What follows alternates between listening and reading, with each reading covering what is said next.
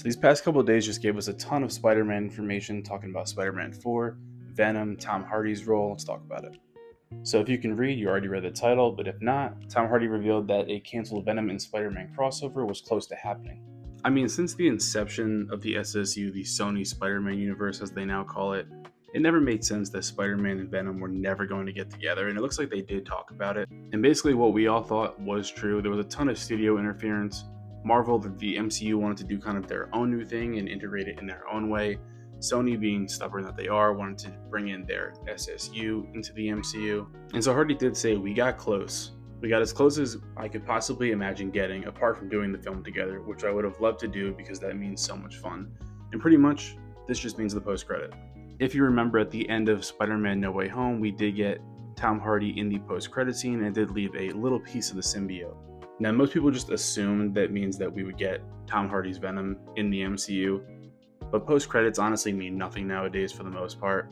I mean, if you take a look at the 4 right above me, there's a very slim chance that we ever get any of these characters again. I do have hope for Hercules in Thor 5 if we get it, if Thor doesn't die in Secret Wars. And then you have Dane Whitman. Now, obviously, he was supposed to be in Blade. That's probably not happening, or it's indefinitely held off, at least until after Secret Wars. We're probably never getting Scorpion. I mean, that post-credit scene came out about a decade ago almost at this point. And do we even want Harry Styles? I mean, probably not. We're probably not getting Eternals 2, so boom.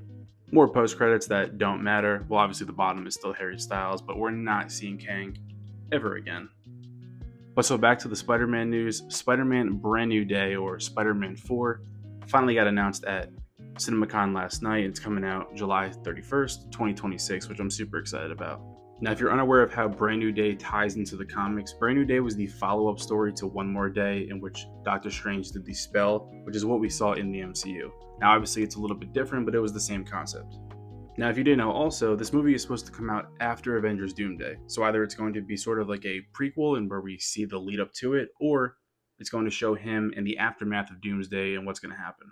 And so with Avengers Doomsday and Avengers Secret Wars, it looks like we're getting an Avengers vs. X-Men kind of storyline, but also they're tying in a ton of the 2015 Secret Wars run.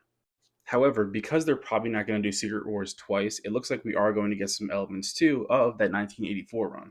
And so in Secret Wars 1984, issue number 8, Spider-Man did get the symbiote.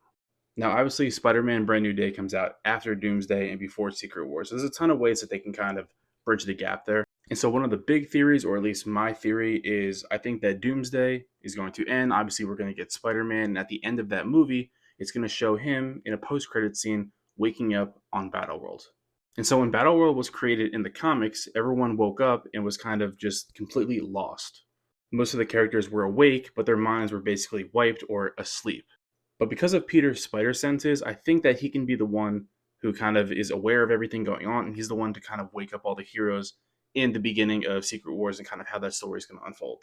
And because Battleworld is kind of just this thrown together mush of everything that Doom wants all together, kind of saving each reality and stuff, it's possible that that little piece of the symbiote that was left or another symbiote could attach to Peter. But that's all I got for today. Let me know your theories in the comments. See you.